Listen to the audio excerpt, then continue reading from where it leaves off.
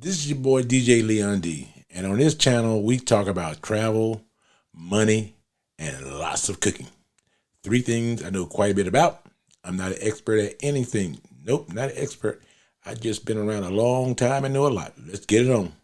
No, it's not that. No, I paid $450 for one night because I was going on a cruise the next day. So I paid all that money, and I'm going to be upfront with you. I am a Hilton Honors member of the highest order.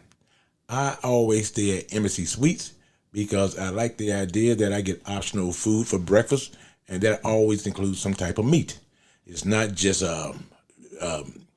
fruits and pastries. No. At the Embassy Suites, you get the full thing. But what I wanted to do was start experimenting with different hotels, because when I retire in a year or so, I'm going to travel a lot more.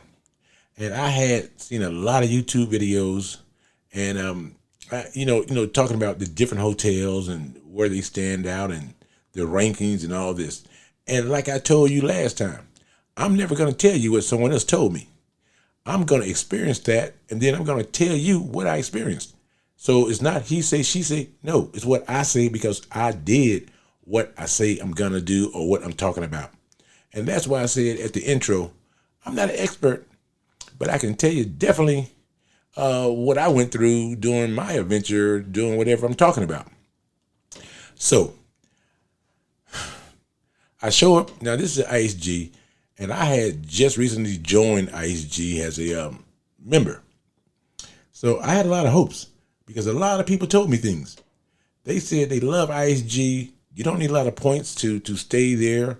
They said a lot of good things about it. But I did notice that they talked a lot about IHG in Asia. So I'm thinking, well, if it's that great in Asia, it can't be that bad here. So I decided to book one in IHG here in Miami. And the location was a dream spot right on the bay. You couldn't beat that nowhere. I'm like, what a location. The hotel looked good. It was nothing negative until I checked in. It just didn't seem like it was up to standard that I would think, because, IHG, they own Regent and they own a lot of Kimpton, places that I had seen and passed by, but never stayed in there. I never stayed there on my way to my Hilton hotels. Because let's get it straight. When something works for you and it's not bad, I don't change it. That's why I've been married for 30-something years. Because, it worked out great. So everything was good, and I got to the room. The hotel, I don't want to say it was old. I just want to say it was older. So when we got to the hotel, the room wasn't big. It wasn't spacious. Not like, it wasn't a suite, to put it that way. It was just a regular room almost. But now remember, I'm paying $400 and some, per night. So here's the thing. We get to the room, we turn on the shower, no hot water. No hot water. And see, and I'm staying there on January the 27th. I'm going to give you the facts. No, the 26th. I'm going to give you the facts. And I call downstairs and say, I got no hot water. We're going to send somebody up. Now, mind you, this hotel had about 1,000 rooms in it. So I'm thinking they probably got about 10 to 15 guys who are maintenance, just walking around fixing stuff. That happens. So I sit there and, I called at 7 o'clock, 9 o'clock, 11 o'clock. And finally, about 2 o'clock, I called again. They said, we're going to send somebody for the 5th time. They were going to send somebody, which they never did. I said, no, forget it. My wife is asleep. Don't want to bother her. Don't want to go through all this. And we got an early morning event to go to. So we did that. The next morning I go down, and now the good thing about all this was that I had been receiving text messages from the manager asking the status. And I'm thinking, you're the manager. Don't you know the status? And can you change the status? You asking me what's going on. And I done told you the same thing since 7 o'clock, and now it's 2 in the morning. I'm tired, can't go to sleep. Nasty, sticky, like most people should be or are. And I just want a hot shower because I knew early in the morning we were going to get up and go. So nobody ever came. Next morning I get up. I tell the guy at the desk what happened, and he was really apologetic. I mean, very, very apologetic. And I'm like, okay, dude, you know what? He did not want to get the manager involved in our conversation at all. No, he did not. So he said, how can I make it right? And I said, hey, listen, I got to get on the cruise ship at 2 o'clock. Checkout's at 11 o'clock, I think it was, or 12 o'clock. But checkout was before I had to board my cruise. And he said, tell you what, stay in that room as long as you want to. We'll make that one of the last rooms we clean, so you ain't got to leave early, but stay there as long as you want to. And I was very, very appreciative of that because I was going to get me a breakfast in a couple minutes. And I knew by the time I got back from breakfast, that checkout would be like in a few minutes, and I would have to rush to get all my stuff. So he was very, very, very good about all that. And, but at the same time, I go and I go eat breakfast. I come back, still no damn hot water. So I'm thinking that the least he could have did was fix the hot water. Nope, not at all. Didn't do none of that. Which by now is no big deal because now I know I'm leaving in a few minutes. And I just said, I'll take a shower. I'll clean up on the cruise ship. It ain't the first time in my life I went one day without taking a shower. It just happened to be in Miami where it's hot and muggy, which is not the place you want to be, not taking a shower for a day. So I go back downstairs. I'm talking to him. And I said, hey, did you have a chance to look at the shower or is it still good? He goes, no, but the guy's coming. And I said, how many guys you got here that's doing maintenance and they all been busy for a whole day? I said, Jesus Christ. And he was, like I said, very apologetic. He says, hey, maybe I can get you water or anything you want. And I did want some water. And he was pretty cool about it. He go in the back, give me 2 bottles of cold water. I'm very appreciative of it. And I said, well, I want cold water because it's hot. And I haven't had a damn shower yet. If I had a shower, I may not want no hot water. But I didn't blame him because it was not his problem. And he was doing as much as he could do to appease me, which I always appreciate because he was a nice guy. And I just said, listen, I don't know how many people you guys got in this hotel because they did have a couple events. And I was like, man, am I the only one? Because generally in most places that you put plumbing in a hotel, the plumbing runs north to south. The plumbing runs north to south in most hotels. They do that because the rooms are on top of one another. So they don't have to do a lot of work if you just put a straight pipe between 18 different hotel rooms because they had about 35 to 40 floors. They had quite a bit. So basically, in a nutshell, I know that the people beneath me didn't have hot water either because they said so when they got on the elevator. And they had been complaining. They had been complaining the entire time as well. So, but they started complaining at 5 o'clock. I didn't notice my hot water wasn't on until we got back at around 8 o'clock after dinner. So that's when we figured it all out. But in a nutshell, IHG is overhyped. Now, let me tell you why I never really stayed at IHG. I never stayed there because IHG owns Holiday Inns.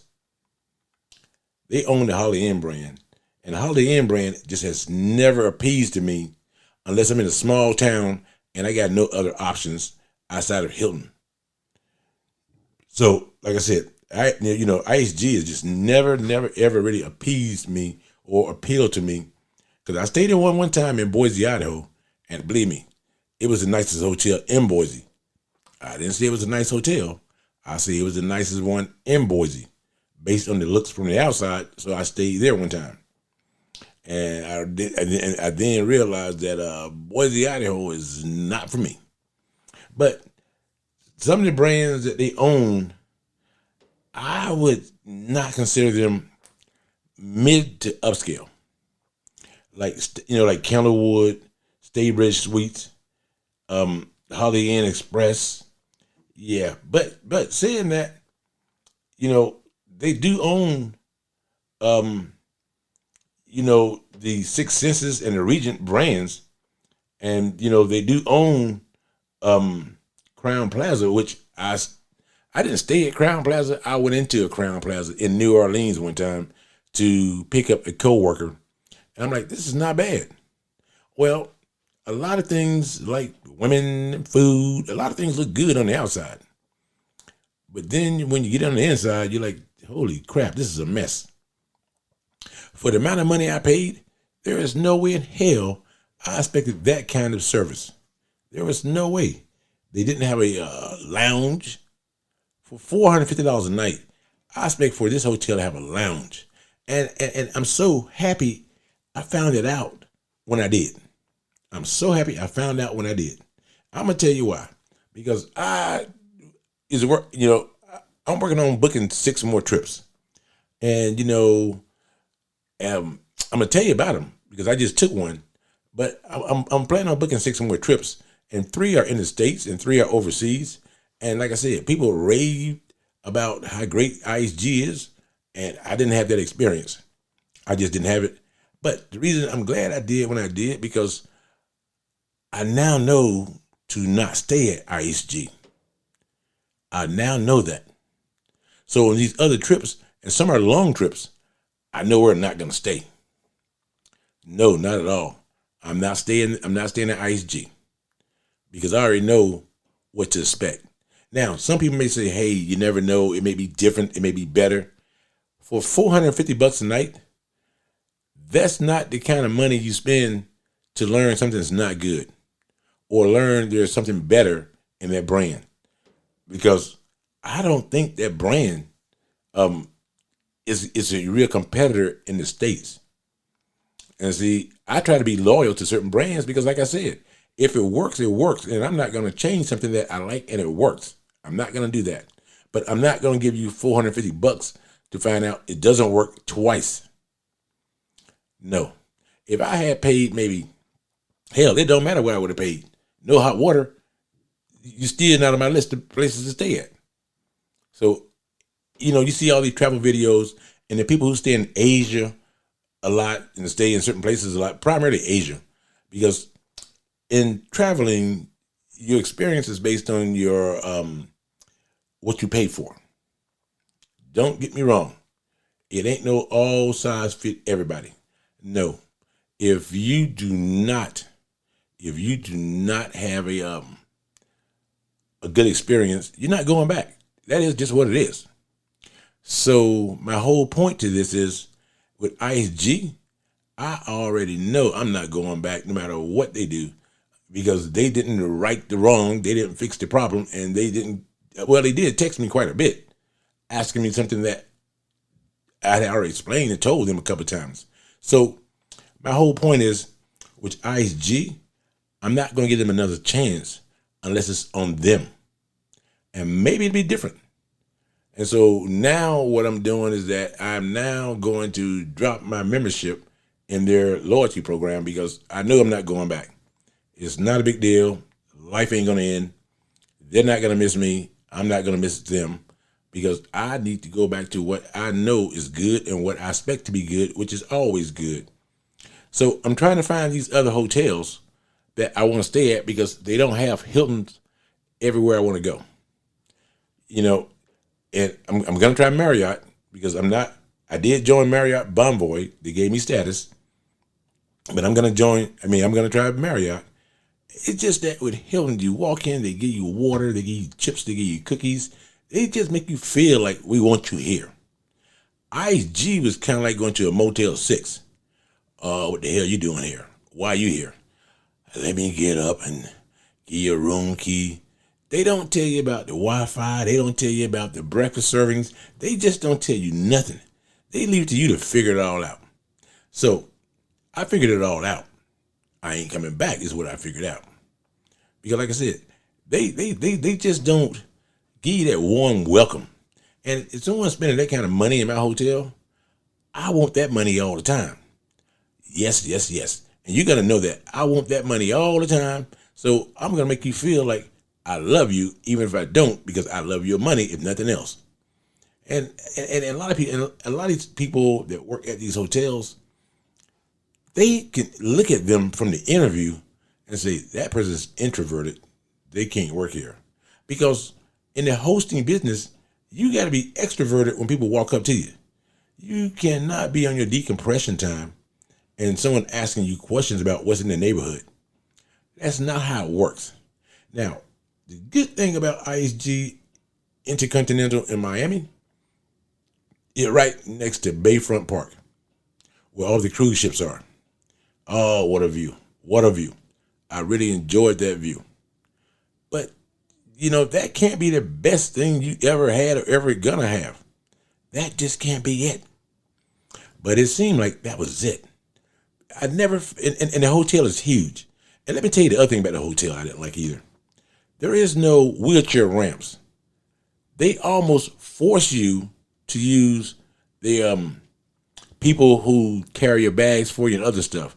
And they seem like they're racist in a lot of ways. Me and my wife show up, can't find nobody, even though I see 15 guys standing around doing nothing. This older white lady shows up, 3 of them run to open the door. But that's okay though. I carry my own suitcases, that's okay. They are the ones working for tips, not me. I'm the tipper. They want to be tipped. But it just made me have to be less rude by not pretending I'm going to give you a tip. And also, at IHG InterContinental Miami, do not use the taxis. Use Uber.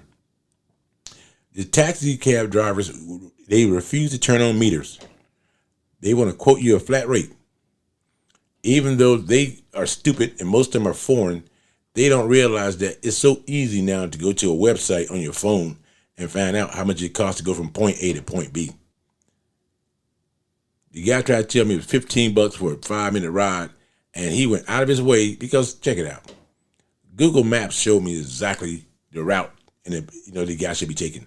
He took a different route to try to extend how much time I was in the cab. Well, Google told me how much the cab cost too.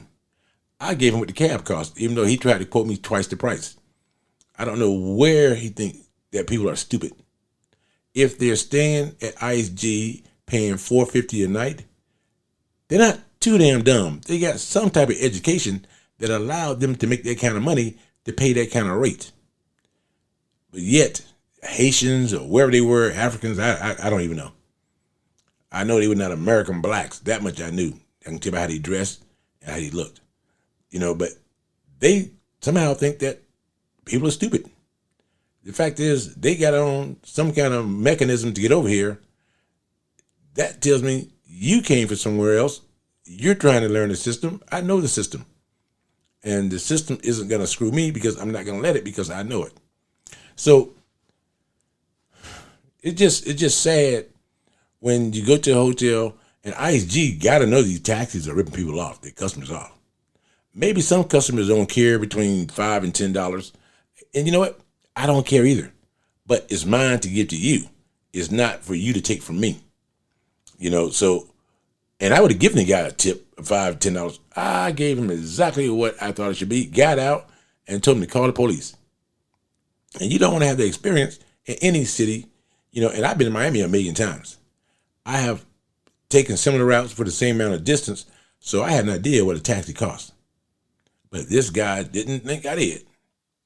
So my goal is to avoid IHG and their brands at any cost, unless I got no other option. Hell, I may stay in a Motel 6 or a Hotel 9 or whatever you call them. But IHG, for that kind of money, I just can't ever imagine one of their brands being worth the money because I stayed at the top level brand, and I already know that was a waste of my damn time and money. So this is your boy DJ Leon D. IHG. Avoid it. Peace.